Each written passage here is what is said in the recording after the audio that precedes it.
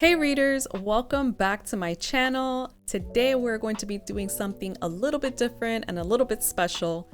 So to celebrate Hispanic Heritage Month, I picked a Latina author. I decided to go with a Latina author to review, and I am so excited to share this book with you guys. It is called Witch of Wild Things, and the author is none other than Raquel Vasquez Gilliland.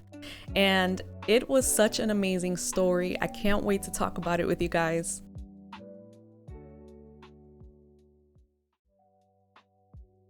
So first of all, what is this book about? Well, this book is about three sisters. Now, these three sisters are Mexican American, and this particular book follows Sage, one of the sisters. Her life hasn't gone that great. She left her small town behind and decided to venture out on her own, and she found herself in a pickle. She got fired from her job that she loved, and well, that prompted her to go back to her auntie's house, and she was not happy about it because she had to face trauma and disappointment, and most of all, her sister's death. However, in going back to her small town, she was faced with seeing her high school crush who crushed her heart. That's where the story takes footing. It is a romance novel, and it was so cute. I can't even express the way the story unfolded and how beautiful it is. Sage does have magical powers along with her two sisters, and her magical power is basically speaking,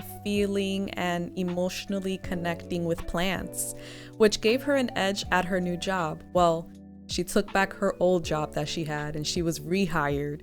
So of course she needed the money, and she wanted to get out of the town immediately and get away from all her trauma as quickly as she could. So of course she took the job, and from there things evolved in the story. So what did I like about this book, and what made me fall in love with it? Well, first of all, I love the fact that the author used Spanglish, and I am a bilingual, so it was so refreshing to see culture and the appreciation of both languages in the book, because I myself am Dominican American, and it was so nice to see an MMC, which in this case he is Dominican, and I was so happy to see dishes like mango, salami, and cultural things that I grew up with. And it was like a breath of fresh air, and I was like, oh my gosh, I'm being represented. I felt so thankful and grateful, because sometimes when I look at books, I never picture myself in these books, or someone that looks like me, or someone with my cultural background. And I just appreciated how the author captured different Latino culture. I love the fact that she also included Mexican American culture. And I think one thing people don't realize, especially when it comes to us bilingual people, is that you tend to mix up the lingo. Like, you think about one word in Spanish and then you can't translate it in English, and then when you're translating a word from English to Spanish, it's like a whole mix in your head. And I appreciated the fact that she put both cultures along with some Spanish words, and it brought so much nostalgia. Like, yes, this is what I grew up hearing. Oh my goodness, like, I just appreciated the fact that she included the culture for both the FMC and the MMC. And I myself grew up with a Mexican American family, which is my sister's husband, so it brought a lot of nostalgia with that as well. Like, it transported me back to when I was 12 years old. We were spending, time together, and I just know the lingo. So if you are bilingual, you will definitely appreciate this book a whole lot. It makes you feel like you're included in something, and you're included in a piece of work and a piece of art. Also, I really love the fact that she included so many nostalgic things for us millennials. She included with Sage how she communicated with that crush back in high school through AIM. And that is something I used religiously in high school. I used AIM. I don't know about you guys, but I used to have a psychic back in high school. Psychics were the thing. Like, it was hot. It was the one thing that everybody had in school. I mean, I grew up in the Bronx, but everybody had a psychic, and it was the only way for us in high school to communicate with one another and We used to have screen names, and it was just so nostalgic in that way. And it transported me back to high school, to when we used to talk to crushes on AIM, and we used to use the AIM messenger for pretty much talking about gossip and talking to your girlfriends. It brought so much nostalgia. What do I emotionally think about this book? So this book hit so many different points, especially in a Latino household, that I was just taken aback. I was like, oh my gosh, this sounds familiar to me. So quickly I realized once Sage goes back home, she's not in good terms with Teal, her sister, because everybody kind of blames Sage for Sky, her other sister's death. And that brought about a lot of trauma. So Sage had to grow up pretty much on her own, and she had to be the mother, the sister, and basically a punching bag for everybody. Now, Sage's auntie was there, but she was more like, I put food on the table and I put a roof over your head type of person. So she wasn't really hands-on with the girls, and Sage's mom walked away, of course, and she didn't know who her father was. Neither do the other two girls. They all have different dads. Sage had to pick up the reins and, do her sister's hair and cook for them, make meals for them, and take care of them. And that is something heavy, especially within Latino household. Usually the older sister, or the eldest, is in charge of taking care of the little ones sometimes, especially in circumstances like that. I know my sister had to take on the reins when my mom passed away, so I can see the dynamic and I understood it completely. Teal, her sister, blames Sage for her sister's death, even though she wasn't there when she passed and she had nothing to do with her passing, but everybody just kind of blamed her for it. And that is so traumatic, because not only are you mourning your sister and she sees her ghost too, also getting cast the blame is something very deep. And also her auntie not taking accountability for not being there for the girls. And there was so many times, growing up, where I was told, hey, we put food on the table and a roof over your head. Like, what else do you want?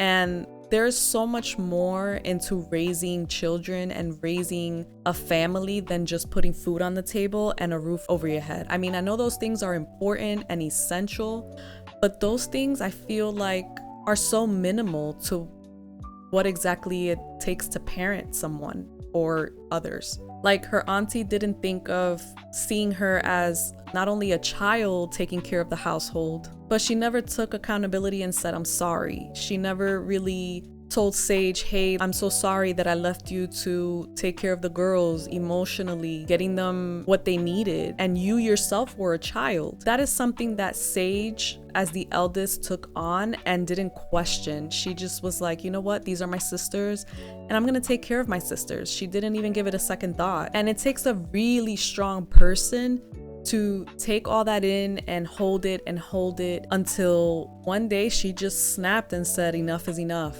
And she confronted her auntie, and I was so proud of her. Especially Caribbean parents, like, you wish you can stand up to them, tell them exactly how you feel, but they don't apologize, like, ever. They'd rather die than apologize. They'd rather not swallow their pride. Like, they're prideful. Latinos are prideful people, especially old school people, because they think that they're always right, and they think that whatever they say stands and no one can question them. And I absolutely felt that in this story, and I related to it. But the thing that I got from this is that it takes one person to break the cycle. It takes one person to say, enough is enough. And I can relate to Sage in that way, because when I had my son, I said, you know what? The cycle stops here. The parent is always right type of deal stops here with me. I want to do better. I want to be better as a mom. It stops with me. And I'm so happy that Sage realized her power and her voice and stood up for what was right. So what do I rate this book? I rate this book a 5-star. It was so nostalgic. I loved every single bit of it. I know this is book 1 in the series, and then book 2 and 3 goes over the other sisters, I feel like I am going to read the second and third book because it is just interesting to know each dynamic and how they all come together. This book was Sage's point of view, so I'm interested to know Teal's point of view because she had a lot of trauma. She had a lot of anger, and her power was basically like lightning wielding, and she was able to make up a storm out of thin air, and whenever she was angry it just sprung up. I'm interested to know her story, and also Sky went through a lot, and I'm not gonna spoil the book or the story, but her story is very interesting towards the end. This is definitely a must read, and I enjoyed it. I loved it. It was for me, it was a short read, but it was so bittersweet just to see Santo Domingo in a book, and representation matters. And I remember growing up and watching Disney, and I owned VHS. I know I'm old. And when I think back on it, the only two princesses that I could relate to was either Princess Jasmine or Pocahontas. And I couldn't really see myself in them culturally, but that was the closest that I can get to a Disney princess back in the 90s, back in that time. So when I see my culture in a book and see the Latinidad in a book, I get so happy because I'm like, oh my gosh, I can picture myself as Sage. She is a Latina and she has curves and I have curves and I look different. I enjoyed that so much about this book, and just seeing my culture and where my family comes from was so good. And I appreciate the author more than she knows. So what do you think about this book? Is this something that could be put in your TBR? Let me know in the comments below. And if you've read the book, let me know as well. Did you read it? Did you enjoy it? What did you think about it? I think this is definitely worth picking up. It was such an enjoyable read, and the romance in this book was so good.